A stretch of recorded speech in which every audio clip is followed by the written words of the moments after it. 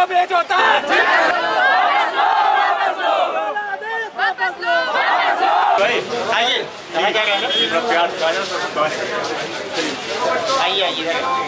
आइए आपसे जो बात होगी वो वार्ता होगी। आपका भी जगह देते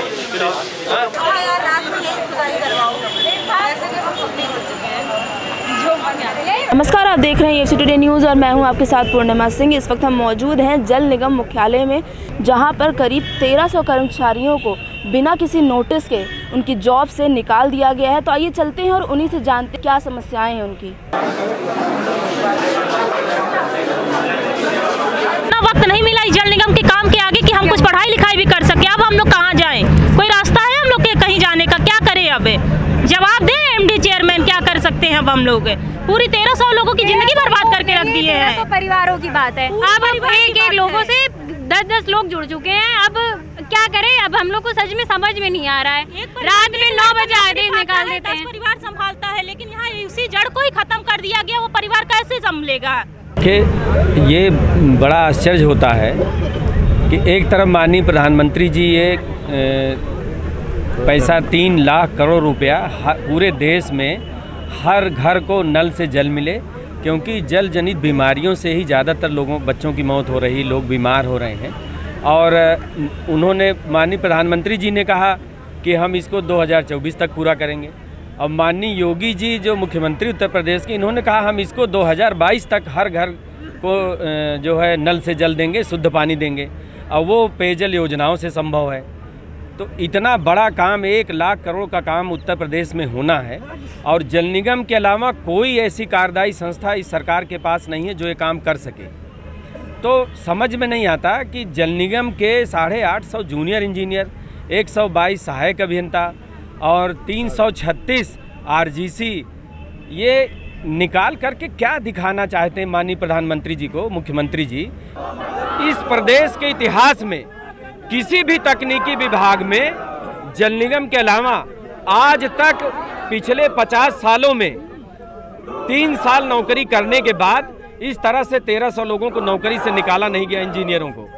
तो ये क्या सरकार चाहती है? एक बार मुख्यमंत्री जी बुला के इसमें से किसी 10-15 बच्चे को बुला लें, देख लें। इतने गरीब घर के बच्चे आए हैं।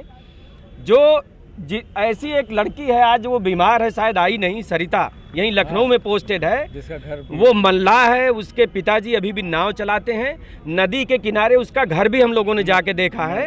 ये अभी भी झोपड़ी में रहते हैं, उसका परिवार अभी भी झोपड़ी में रहता है। बताइए, इस तरह के बच्चे, दलित, पिछड़े, मुसलमान, सवर्ण सब हैं इसमें। बहुत ही गरीब घर के बच्चे हैं। ये बड़ी बद्दुआ लगेगी इस सरकार को अगर इन बच्चों को नौकरी में नहीं लिया गया। अगर 2-3 दिन के अंदर दोबारा वापस वो काला आदेश वापस करके इनको नौकरी में दोबारा नहीं रखा गया, तब हम आंदोलन की पूरी रणनीति बनाएंगे। अभी हमें पूरा भरोसा है कि वो काला आदेश वापस होगा। परसों रात को आधे रात में मेल के माध्यम होता है। यहाँ रातों रात होता है ना, यहाँ पर दिन में कार्य नहीं चलते हैं, यहाँ पर रात में ऑफिस चलता है। यहाँ पर रात में ऑफिस चलता है। रात में 9-10 बजे परसों इन्होंने आदेश काला जारी कर दिया, मेल के माध्यम से लोगों को भेज दिया, अधिशासी अभियंताओं को भेज दिया, मुख्य अभियंताओं को भेज दिया।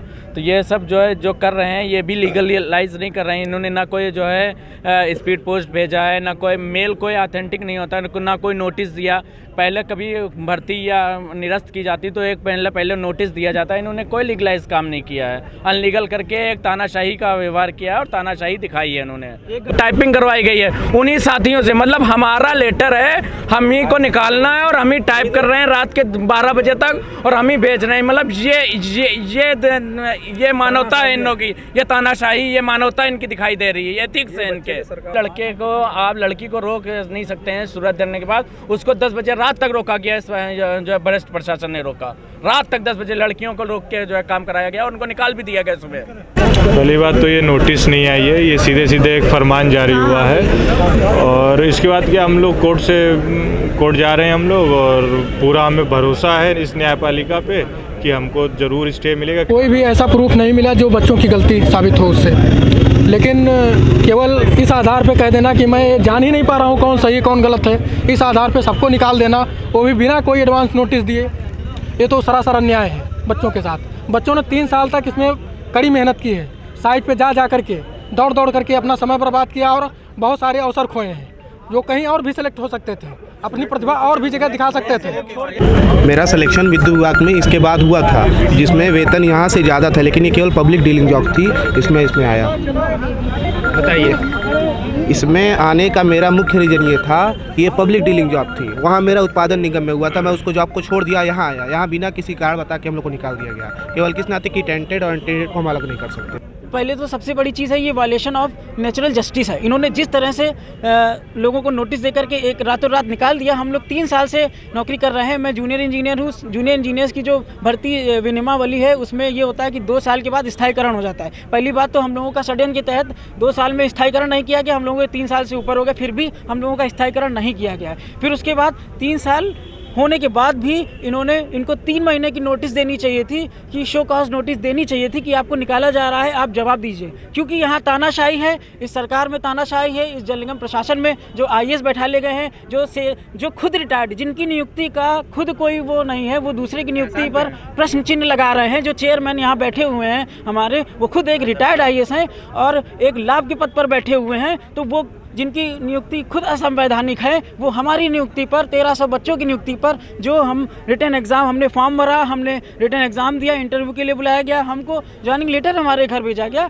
हम लोग खुद तो नहीं चल के आ गए थे और हमको ज्वाइनिंग दी गई, तब हमने ज्वाइन किया। वो हमारी नियुक्ति पर जो एक लीगल एक प्रोसेस होता है, जनरल प्रोसेस, उस प्रोसेस में आए थे, वो हमारी नियुक्ति पर सवाल उठा रहे हैं। हम सभी लोग मतलब लगभग रात के 10 बजे अपने अपने बिस्तर पर सोने के लिए जाते हैं, लेकिन ये काला आदेश 2 तारीख की आधी रात को आया और आज लगभग 2 दिन हो चुके हैं। तो 2 दिन से हमारे साथियों ने किसी आंखों में नींद नहीं है, क्योंकि अब हम किसी से क्या कहें, अपने घर भी किस मुंह से जाएं कि हमारे हाथ में नौकरी नहीं है।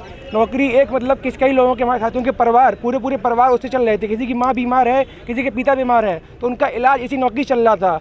इसके पूर्व में भी हम 3 साल से काम कर रहे हैं, अभी भी हमारा 3 माह का वेतन बकाया है। किस तरह से अपना हम घर चलाए थे, लेकिन इन अधिकारियों को कोई फर्क नहीं पड़ता। इन्होंने एक साथ 1300 लोगों को घर उजाड़ दिया। अब सोचिए कितना बुरा असर पड़ा होगा लोगों के घर पर, उनके मानसिक दबाव पर। हम क्या कहें, कुछ कहने लायक बच्चे नहीं हैं। तो देखा आपने कि कितने आक्रोश में हैं ये सभी लोग। 3 साल की पूरी मेहनत इन लोग की बेकार हो गई है। अब देखना ये होगा कि इस मामले पर सरकार का क्या फैसला होता है। फिलहाल के लिए इतना ही। आगे तमाम खबरों के लिए बने रहें AFC टुडे न्यूज़ के साथ। कैमरा पर्सन उमेश शुक्ला के साथ Purnima Singh, AFC today news, Lucknow.